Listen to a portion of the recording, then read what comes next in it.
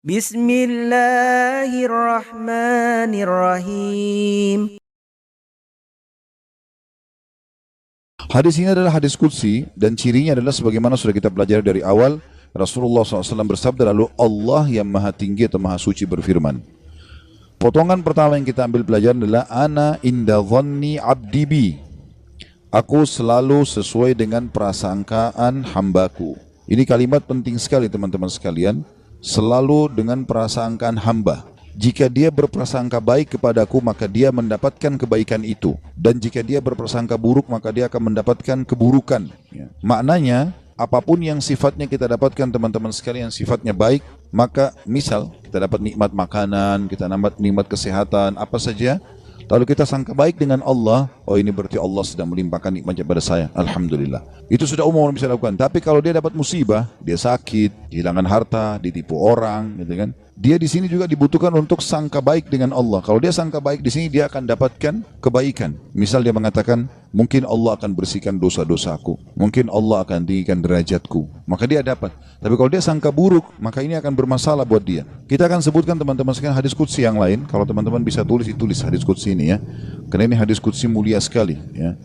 Kalau saya subhanallah selalu merasa gembira sekali dengan mendengarkan hadis qudsi ini ya. Dan hampir setiap hari hadis ini selalu saya ulang-ulangi teman-teman sekalian. Saya ulangi, saya baca lagi, saya renung lagi, dan seperti sebuah hiburan yang tidak akan pernah ada habisnya. Karena ini hadis qudsi, hadis sahih di mana Allah Subhanahu wa taala menyampaikan kepada kita berita gembira tentang orang-orang yang mau berprasangka baik dengan Allah. Allah berfirman, wahai anak Adam, artinya kita semua manusia dipanggil, jangan pernah engkau takut kepada siapapun yang mempunyai kekuasaan, selama kekuasaanku ada.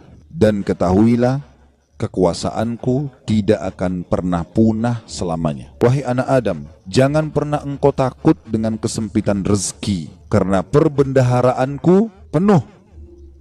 Dan perbendaharaanku tidak akan pernah punah selamanya. Wahai anak Adam, ini potongan yang ketiga dari hadis. Kalau tertinggal langkahin dulu, nanti kita kembali. Jadi Allah Subhanahu wa taala tidak mau kita capek ya. Di sini dikatakan Allah berfirman, hai anak Adam, aku ciptakan kamu untuk beribadah. Maka jangan engkau main-main. Aku menciptakan engkau untuk beribadah, maka jangan kamu main-main. Tadi potongan pertama, kalau ada yang tertinggal silakan. Wahai anak Adam, jangan engkau takut pada siapapun yang mempunyai kekuasaan selama kekuasaanku ada, dan kekuasaanku tidak akan pernah punah selamanya. Kemudian potongan kedua, wahai anak Adam, jangan pernah engkau takut dengan kesempitan rezeki, sedangkan perbendaharaanku penuh dan perbendaharaanku tidak akan pernah punah selamanya. Wahai anak Adam, aku ciptakan untuk beribadah, maka janganlah engkau main-main, dan aku tentukan rezekimu, maka tidak perlu kamu capek. Tentu anggota tubuh kita bergerak, hati kita bertawakal ya. Aku ciptakan engkau untuk beribadah, jangan engkau main-main, dan aku tentukan rezekimu, maka tidak perlu engkau capek.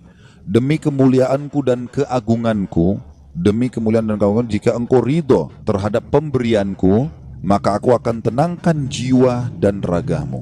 Jika engkau ridho ya, terhadap pemberianku, maka aku akan tenangkan jiwa dan ragamu.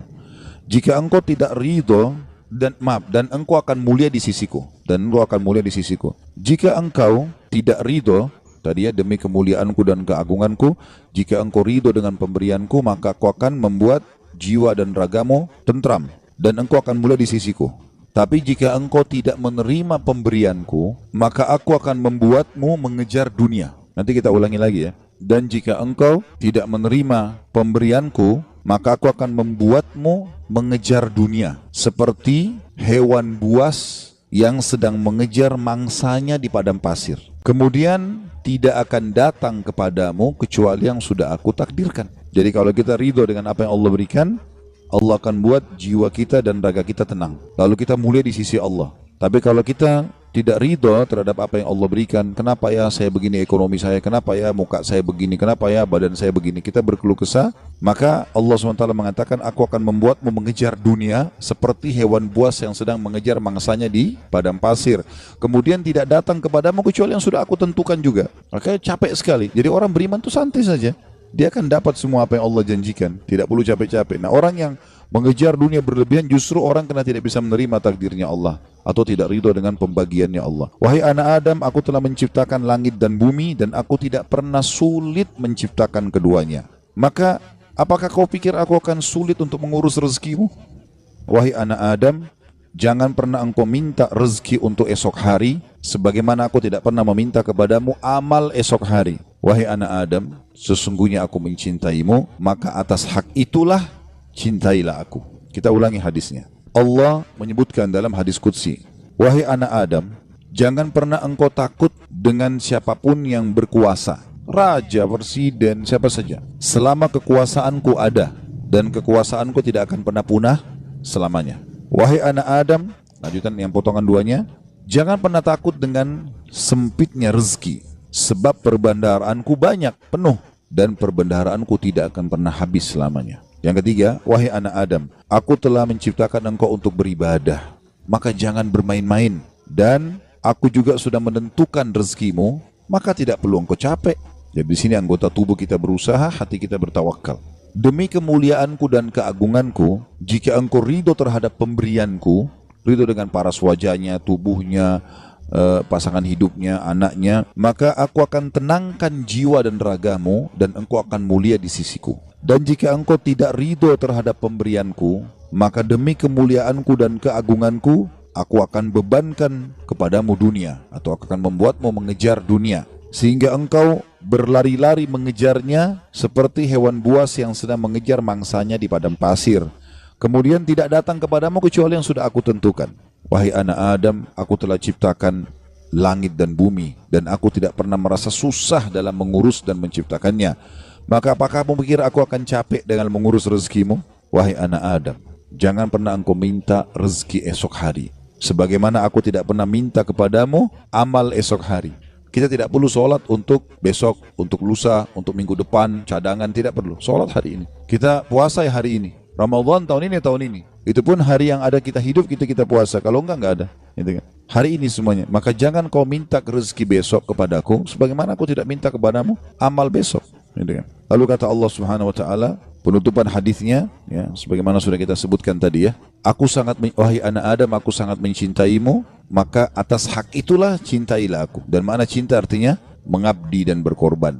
Ya ikutilah perintahku. Apa yang aku perintahkan, apa yang aku larang, aku perintahkan kerjakan, larang tinggalkan. Ini subhanallah hadis teman-teman sekalian. Setiap kali saya baca, saya pribadi yang merasa ketenangan jiwa. Udah Allah sudah tentuin semua. Dan ini sesuai dengan yang pernah saya sampaikan teman-teman sekalian.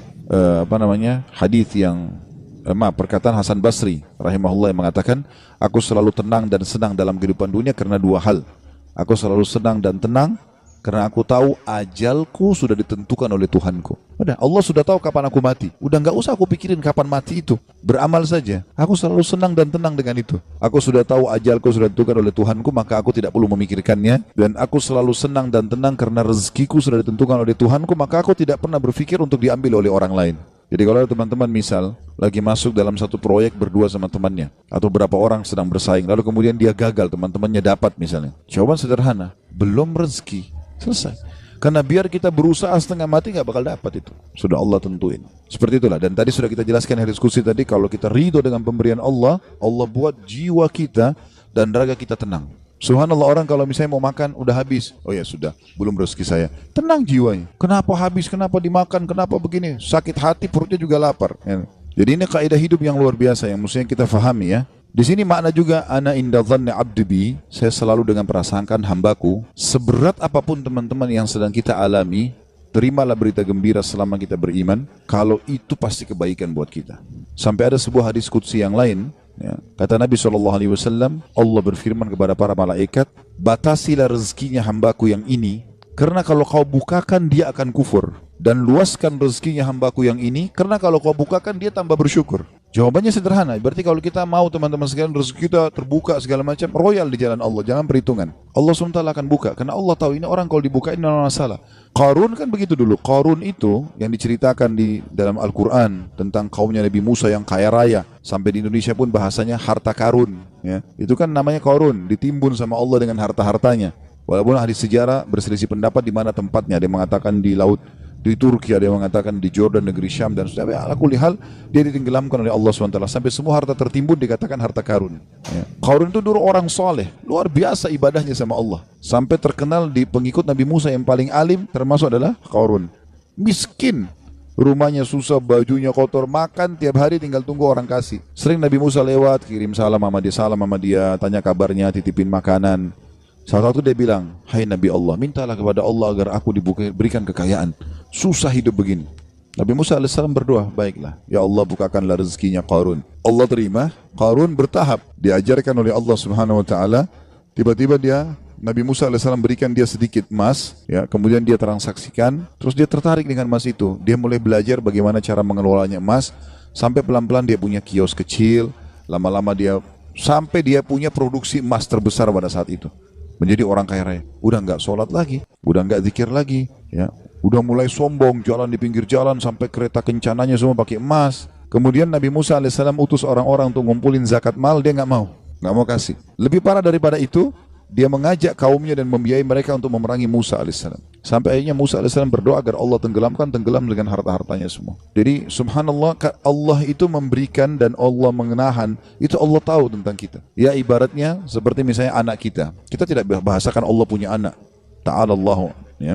Allah maha suci dengan maha tinggi masalah itu. Tapi ini Ibnu Qayyim rahimahullah memberikan contoh. Perumpamaan orang yang belum dikasih oleh Tuhannya Allah, perumpamaan seperti seorang anak yang sedang meminta izin dari orang tuanya untuk melakukan satu perbuatan atau berteman dengan seseorang.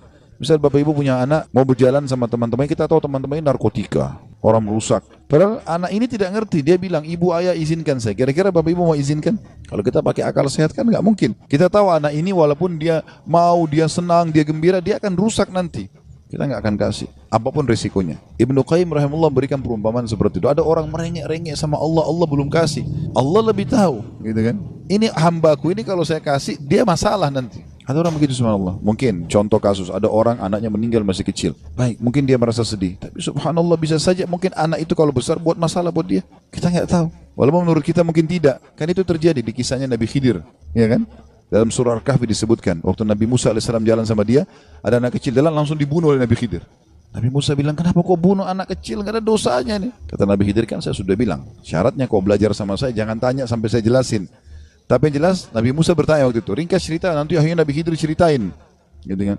Nabi bilang, anak itu sudah ada berita dari Allah. Kalau anak ini kalau besar, dia akan durhaka sama orang tuanya. Sementara orang tuanya ini adalah orang soleh, orang baik. Si ayah sama ibu ini orang baik. Maka Allah menyuruh aku membunuhnya. Aku pertama utusan Allah. Kalau aku bunuh, aku tidak berdosa. Itu anak ini meninggal belum balik, berarti dia juga masuk surga. Orang tuanya digantikan oleh Allah anak yang soleh. Hamil lagi ibunya setelah itu.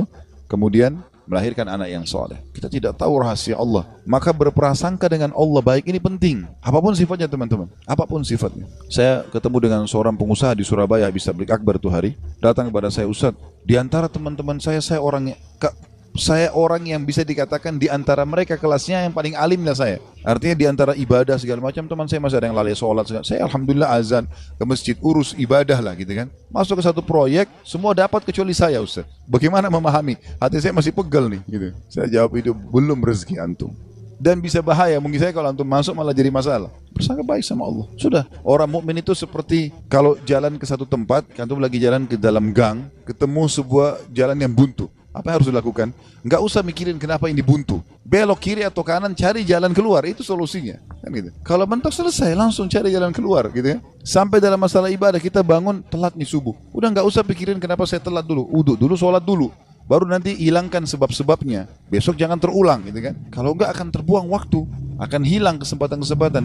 Dalam kaidah agama dikatakan, apa yang tidak bisa dijangkau semuanya, jangan hilang sebagiannya. Kalau kita nggak sempat sholat sunnahnya, minimal wajibnya jangan sampai kehilangan. Kita masuk ke masjid, banyak orang begitu. Kadang-kadang dia masuk masjid, sholat duhur misalnya, kayak kita sebentar mau duhur ya. Dia sholat misalnya, dia masuk masjid, dia lihat imam ini sudah bangun dari ruku, sami Allah liman hamidah. Nunggu kenapa dia mau tahu ini rakaat terakhir atau bukan? Kalau rakaat terakhir sudah ditunggu aja sampai salam, baru dia sholat sendiri. Keliru ini akhi. Tetap lebih utama sholat pertama. Kata para ulama, walaupun tahiyat terakhir di jamaah pertama lebih afdal daripada jamaah kedua walaupun dia di saf pertama. Walaupun itu sudah terakhir. Takbir duduk tahiyat sama mereka. Berapa banyak orang yang tidak paham masalah ini. Yang tidak bisa didapat semuanya, jangan kehilangan sebagiannya. Itu kaidah, harusnya begitu. Apa saja teman-teman sekalian, subhanallah, saya pernah punya teman orang Senegal dari Afrika dulu waktu masih di Madinah.